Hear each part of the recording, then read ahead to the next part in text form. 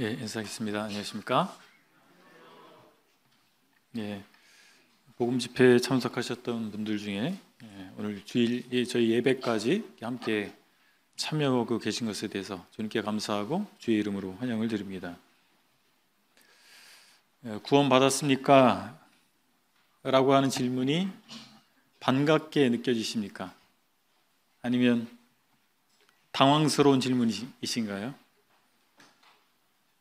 어떤 분들은 그 질문을 받으면 기분이 나쁘다고 합니다.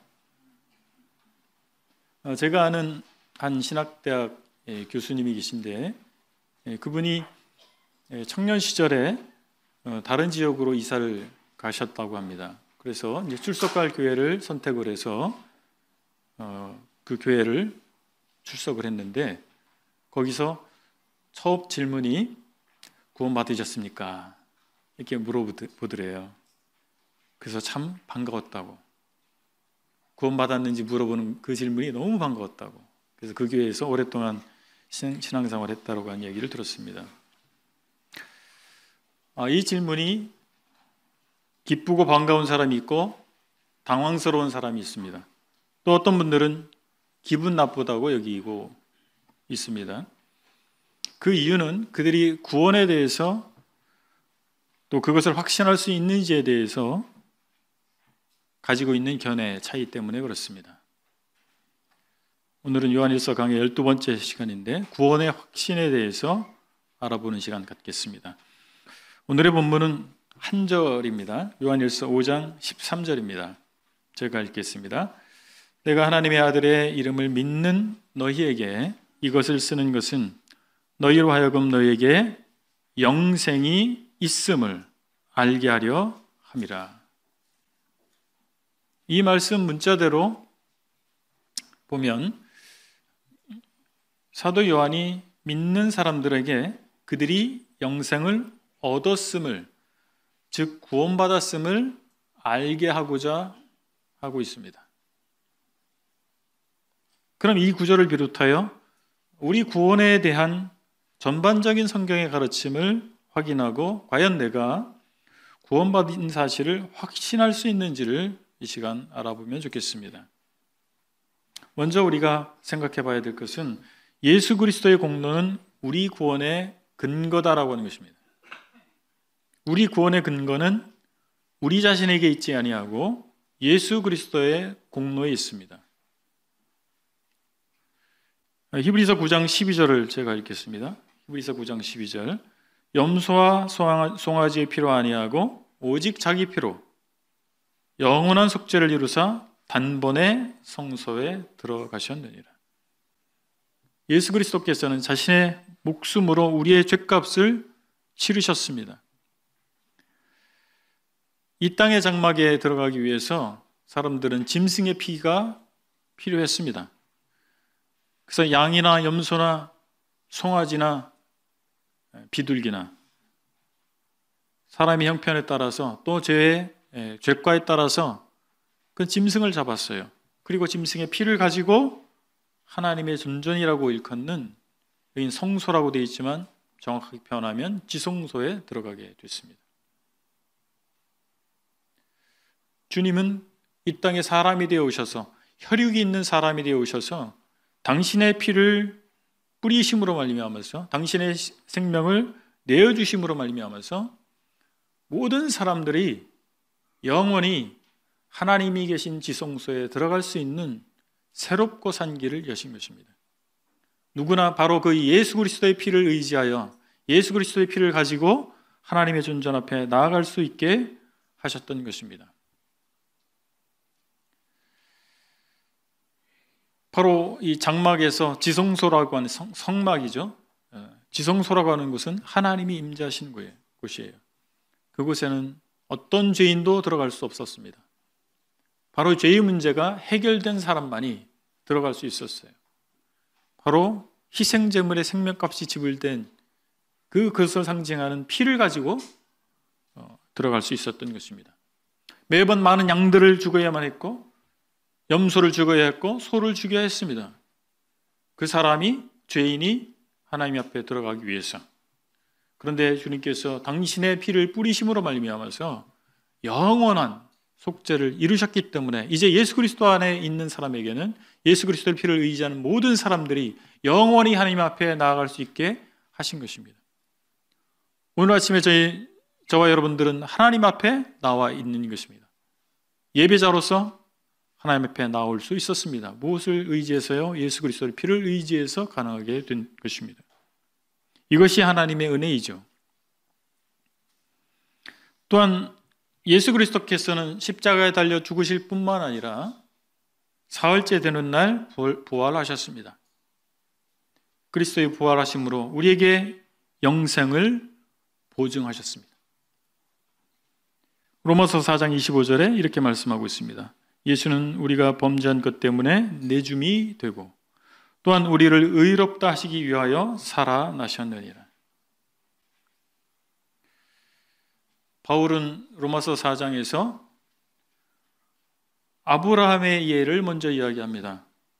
아브라함과 사라가 자녀를 생산할 수 없는 상태가 됐을 때 하나님께서 그들의 몸을 회복하셔서 다른 표현으로 살리심으로 말미암아 그들에게 이삭이라고 하는 약속의 자녀를 주셨습니다. 바로 아브라함이 하나님을 믿게 됐을 때 그가 생명을 얻은 것처럼 예수 그리스도를 믿는 사람들에게 부활하신 예수 그리스도를 통해서 하나님께서 새로운 생명을 주시는 것입니다. 주님께서 부활하신 것은 우리 주 예수 그리스도께서 이루신 십자가의 사역이 바로 모든 사람의 죄값을 대속하시는 그 사역이 온전히 성취됐다고 하는, 그리고 하나님에 의해서 온전히 연락됐다고 하는 증거입니다. 예수님께서는 죽으실 뿐만 아니라 부활하셨습니다.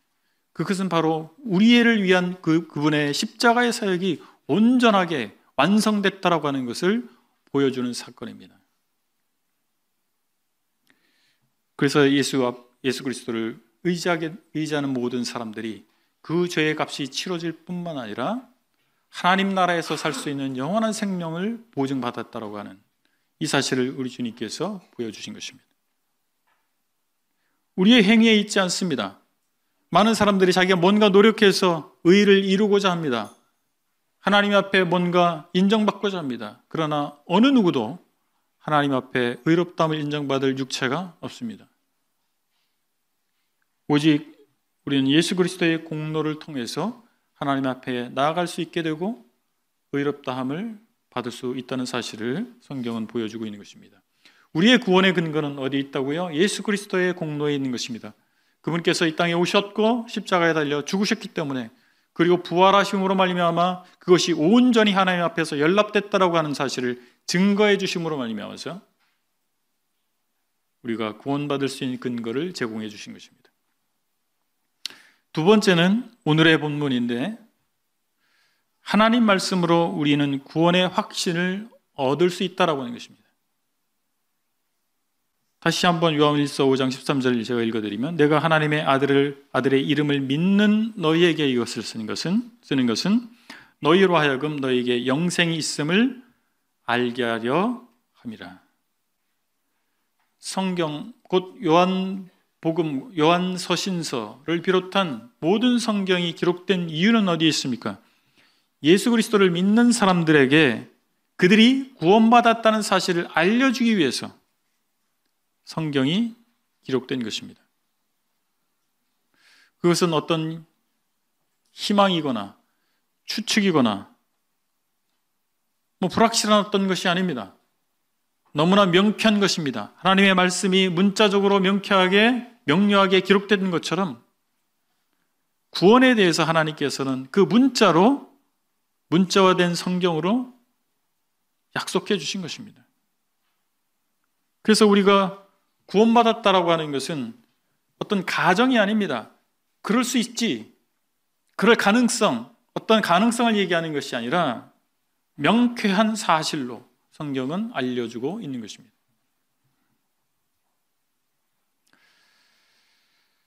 요한은 진실로 주 예수님을 믿는 자들은 자신들이 영생을 소유했음을 알 수 있다고 분명하게 말하고 있는 것입니다. 구원론에 있어서 두 입장이 있습니다. 칼뱅주의와 아르미니우스주의라고 하는, 형제자매님들이 그걸 다 용어를 다 이해할 필요는 없습니다. 그러나 하나님의 선택, 하나님의 주권과 선택을 강조하는 입장과 인간의 책임 그리고 믿음을 강조하는 입장이 있다고 볼 수가 있습니다. 칼뱅주의자들은 우리의 구원이 하나님의 선택에 의해 된다고 믿기 때문에 그날 가봐야 하나님이 나를 선택했는지 알 수 있다라고 이야기합니다. 그래서 구원의 확신을 가질 수가 없습니다. 반면에 아르미니우스주의자들은 우리가 믿어야 구원받기 때문에 그날 가봐야 우리가 제대로 믿었는지 아니면 믿음을 지켰는지 알 수 있다고 주장하기 때문에 구원을 확신할 수 없다는 것입니다. 양쪽 진영 다 구원의 확신을 얻을 수가 없어요. 논리적으로 그렇다는 것입니다. 칼뱅주의의 논리적으로, 논리에 의하면, 아르미니우스주의의 논리에 의하면 구원의 확신을 얻을 수가 없어요. 그러나 성경은 우리에게 무엇을 말해주고 있습니까? 우리가 구원받았음을 알도록 하는 것입니다. 하나님의 약속인 것입니다. 우리 구원에 대해서 약속해주고 있는 것입니다. 자, 성경은 우리에게 예수 그리스도를 믿는 사람에게는 정죄함이 없다는 사실을 알려주고 있습니다. 로마서 8장 1절에 이렇게 말씀하고 있습니다. 그러므로 이제 그리스도 예수 안에 있는 자에게는 결코 정죄함이 없나니. 누구에게요? 예수 안에 있는 자에게. 예수 안에 있다라고 하는 것은 무슨 의미일까요? 바로 예수님을 구주로, 주님으로 믿었다라고 하는 것입니다. 이 말씀은 바로 믿는 사람들이 죄에 대한 책임으로부터 면제됐다라고 하는 것을 말씀으로 보여주고 있는 것입니다. 성경은 또 믿는 자가 멸망치 않고 영생을 얻게 하신다고 확증하고 있습니다. 요한복음 3장 15절 16절을 보면 이렇게 말씀하고 있습니다. 이는 그를 믿는 자마다 영생을 얻게 하려 하심이니라. 하나님이 세상을 이처럼 사랑하사 독생자를 주셨으니 이는 그를 믿는 자마다 멸망하지 않고 영생을 얻게 하려 하심이라.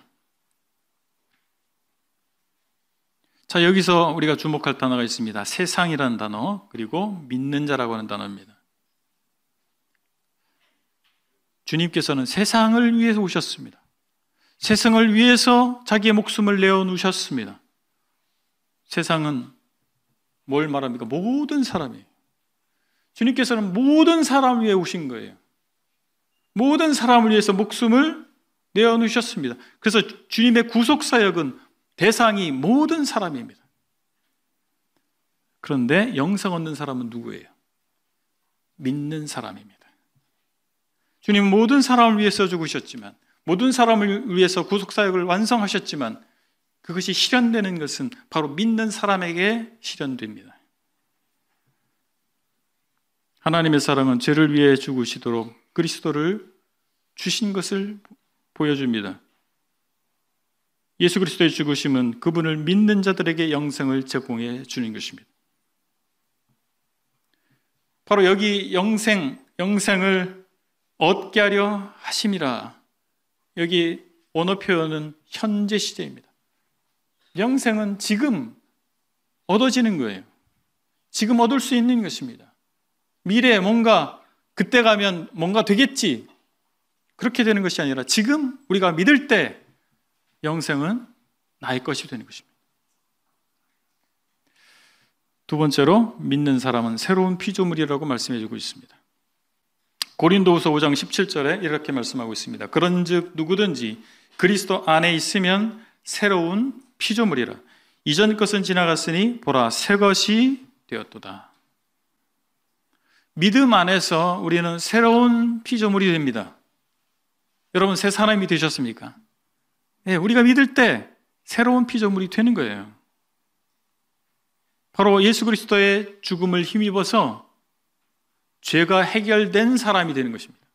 예수 그리스도의 부활을 힘입어서 의로운 사람이 되는 것입니다. 언제요? 믿을 때 새로운 사람, 의로운 사람이 되는 것입니다. 베드로전서 1장 23절에서 사도 베드로는 하나님 말씀으로 거듭난다는 사실을 말씀해주고 있습니다.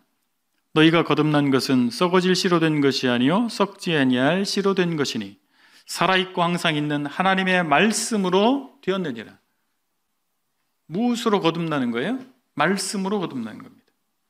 박해받는 유대인 그리스도인들에게, 유대인 신자들에게 베드로는 말해주고 있습니다. 그들의 구원이 확실하다는 사실을 알려주고자 하는 것입니다. 그들이 박해 가운데서 오늘 죽을지 내일 죽을지 알 수 없는 상황에서 당신들은 하나님의 말씀으로 보증된 사람입니다. 거듭난 사람입니다. 라고 하는 것을 보여주고 있는 것입니다. 요한복음에서 예수님을 영접함으로 거듭난다는 사실을 가르치고 있습니다.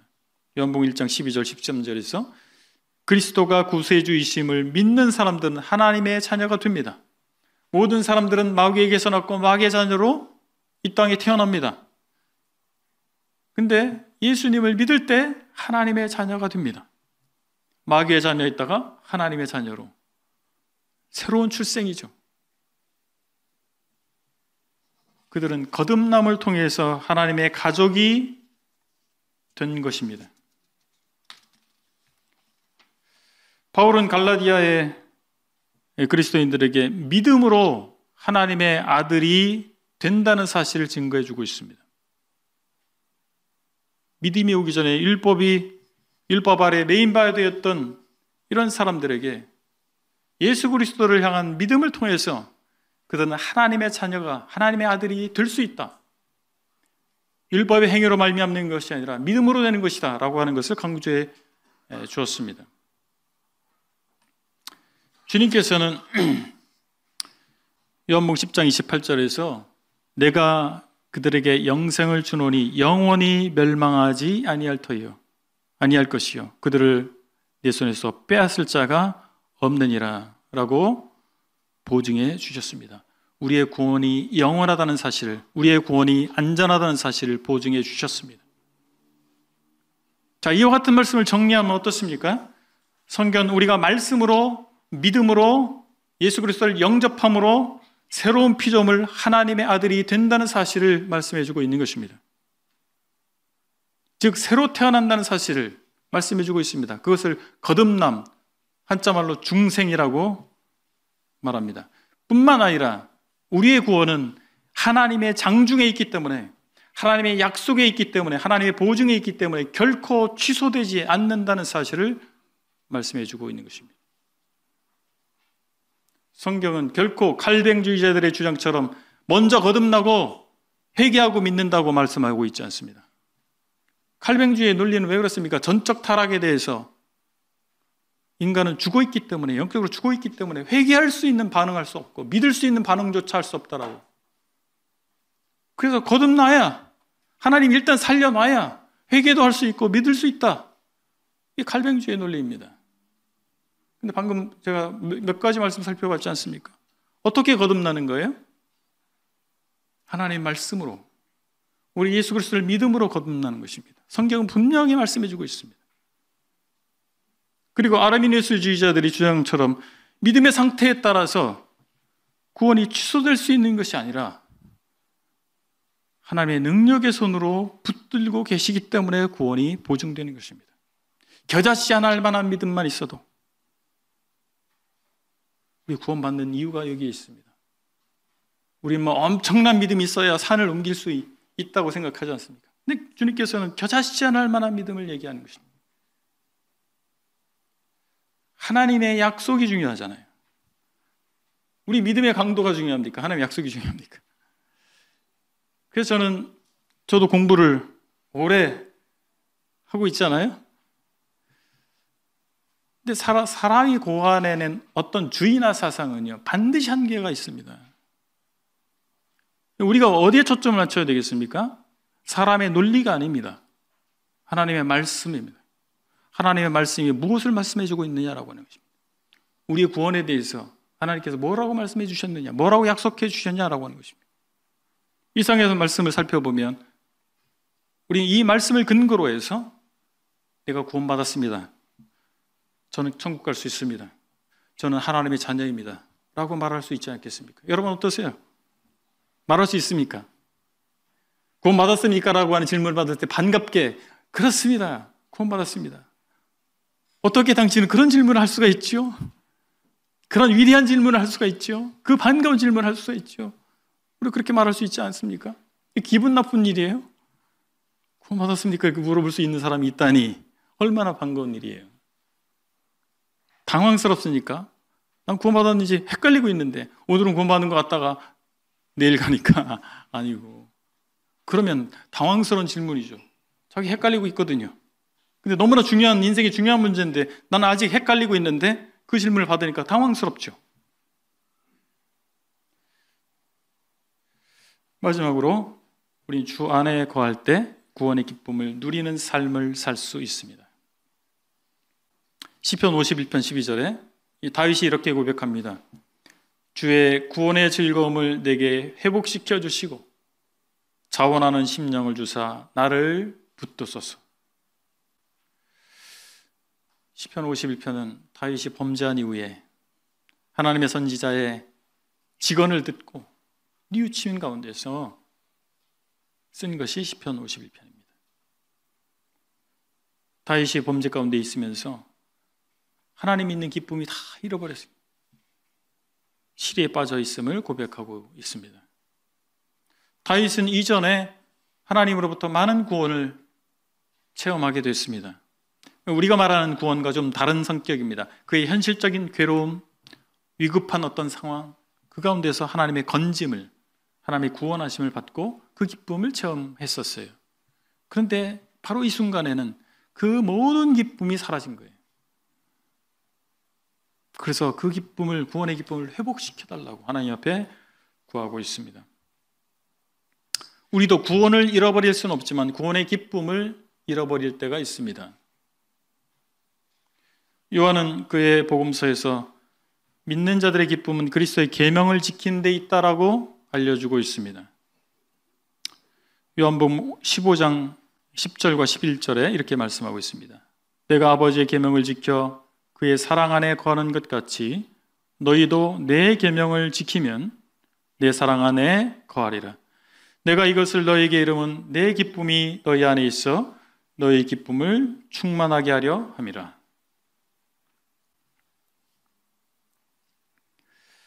이 말씀에 보면 그리스도 안에 거하지 않을 때 구원의 기쁨을 누릴 수 없습니다. 우리는 저도 마찬가지인데 세속적 행복에 미혹될 개연성이 얼마든지 있습니다.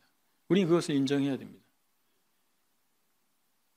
그런데 우리가 하나님의 말씀을 기준으로 그 사람들이 행복이라고 규정하는 것들을 다시 확인해 보면 그것이 참된 것이 아니라고 하는 사실을 확인하게 됩니다. 최근에 제가 복음 상담을 진행하고 있는 분이 계세요. 그분이 예수님을 믿는다고 고백을 했습니다. 그리고 이어서 하나님의 말씀을 통해서 이 구원이 어떤 것인가 함께 살펴봤습니다. 근데 그분이 한 고백이 이렇습니다. 이거 정말 엄청난 일이네요. 어마어마한 일이 제게 벌어졌네요. 이 두 마디의 말이 그분의 심정을 그대로 보여주는 말입니다. 정말 어마어마한 일이 저와 여러분의 인생 가운데도 벌어지지 않았나요? 맞습니까? 그리스도인들이 누릴 수 있는, 저와 여러분들이 누릴 수 있는 예수 그리스도 안에서 얻은 것, 이미 누리고 있는 이 것들이 세상의 것이 줄 수 있는 것과 비교가 됩니까? 세상에서 규정하고 있는 행복이라고 하는 것, 기쁨이라고 하는 것, 그것과 비교가 됩니까? 세상이 모방할 수 없는 것입니다. 많은 이미테이션이 있지 않습니까? 천국의 이미테이션도 많아요.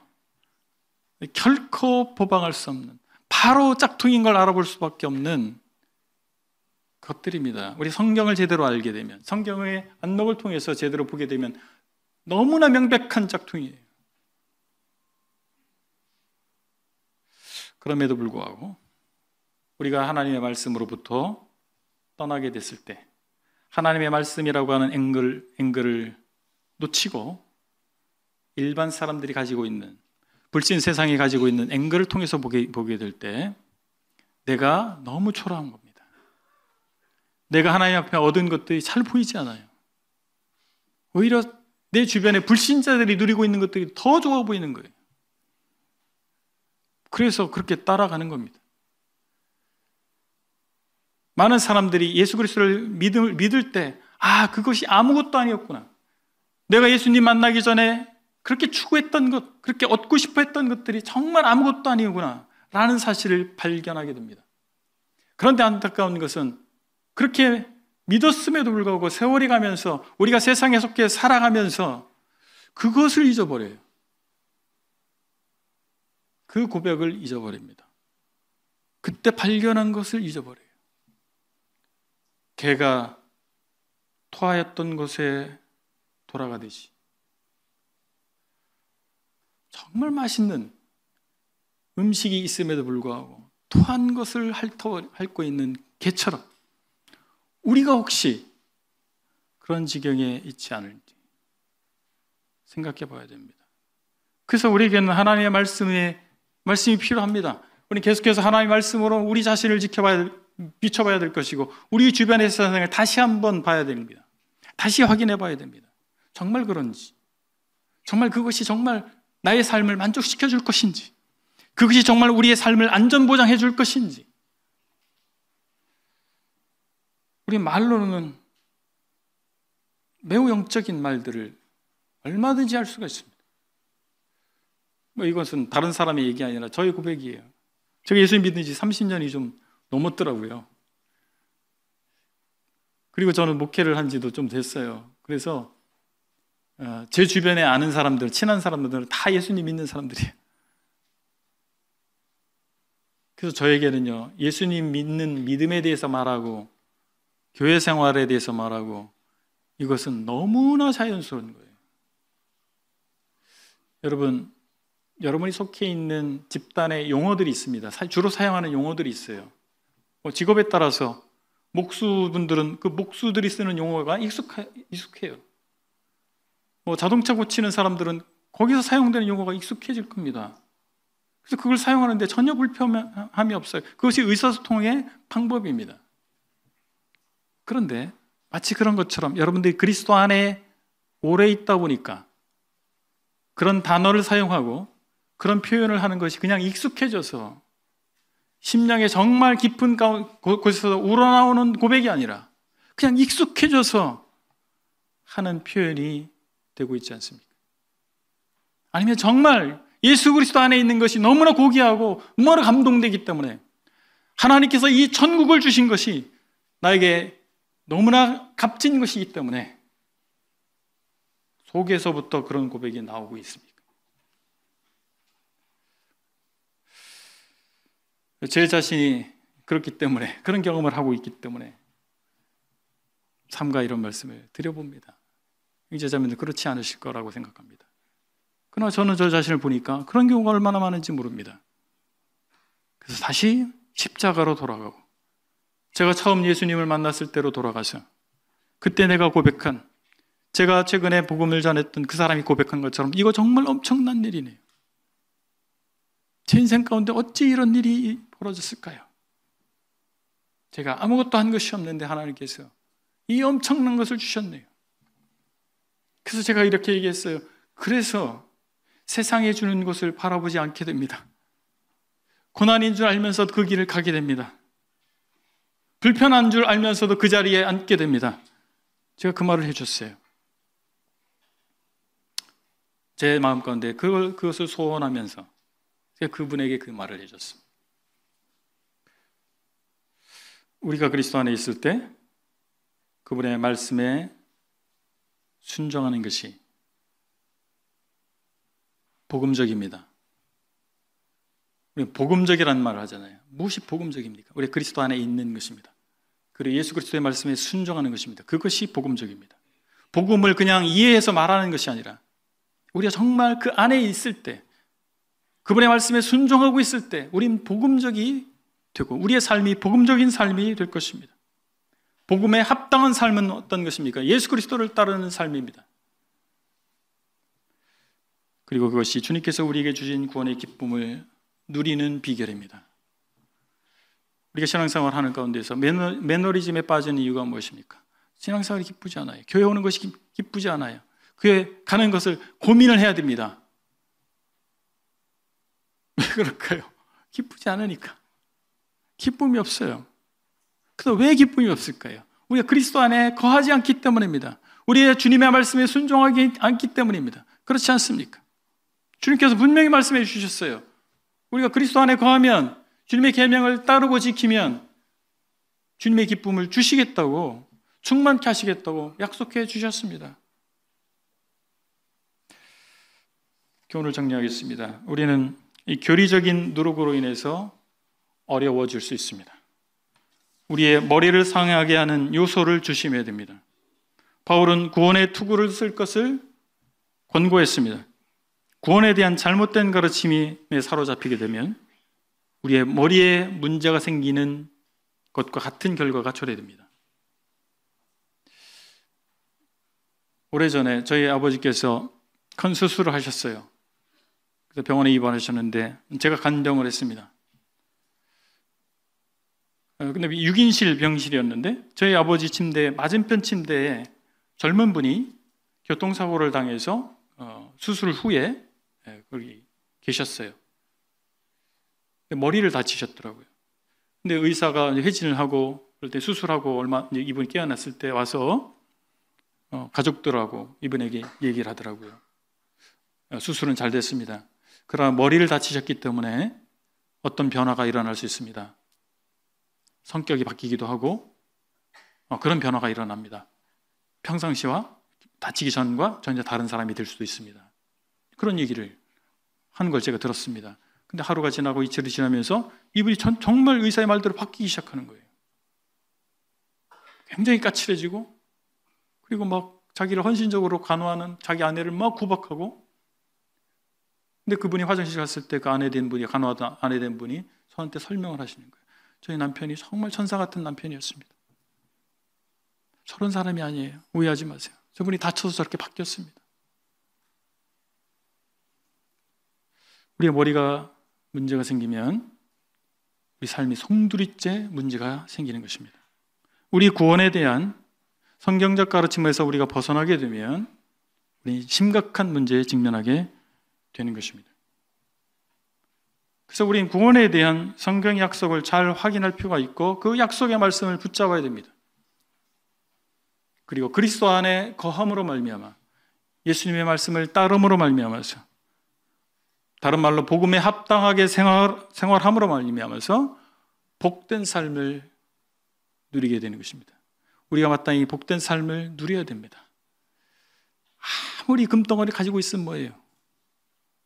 누리지 못하면 아무 소용없습니다. 금고 속에 있는 금덩어리가 마음을 흡족하게 해줄지 몰라도 우리 삶을 정말 풍요롭게 해줍니까? 그걸 현금화해서 맛있는 거 사 먹고 여행을 다니고 그래야 내 것이 되는 거 아니에요? 하나님께서 우리에게 구원의 축복을, 어마어마한 복을 우리에게 주셨잖아요. 근데 그것이 우리 금고 속에 있는 것이라면, 그냥 머릿속에만 있는 것이라면 우리는 기쁨이 누릴 수가 없는 것입니다.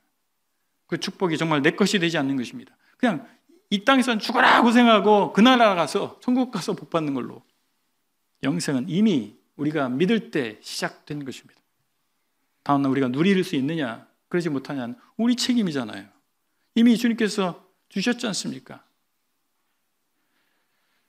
구원의 확신은 우리를 흔들리지 않게 합니다. 우리가 헛된 삶을 살고 있는 것이 아니라고 하는 자부심을 줍니다. 고린도전서 15장 58절에서 바울은 이렇게 권고하고 있습니다. 그러므로 내 사랑하는 형제들아, 견실하며 흔들리지 말고 항상 주의 일에 더욱 힘쓰는 자들이 되라. 이는 너희 수고가 주 안에서 헛되지 않은 줄 알미라.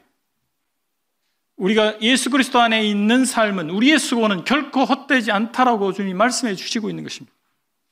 우리의 구원이 보증되어 있기 때문에 우리가 더 이상 세상에 미련두지 않고 살 수가 있는 것입니다. 그렇게 살아가시기를 바랍니다. 기도하시겠습니다. 아버지 하나님, 하나님께서 분명한 말씀을 통해서 우리가 어떻게 구원받는지, 예수 그리스도께서 십자가에서 이루신 일이 무엇인지 알려주신 것을 감사합니다. 뿐만 아니라 예수 그리스도 안에 있는 자에게 하나님께서 주시는 또 약속을 확인시켜 주셔서 감사합니다. 제가 희미한 것이 아니라 분명한 말씀 가운데서 우리가 하나님의 자녀인 것을 확인할 수 있고 우리의 수고가 결코 헛되지 않음을 인해서 감사를 드립니다. 하나님께서 저에게 주신 놀라운 이 구원의 축복을 우리가 누리는 삶을 살 수 있기를 원합니다. 하나님 말씀 따라 사는 저희가 되기를 원합니다. 예수 그리스도의 이름으로 감사하며 기도했습니다. 아멘.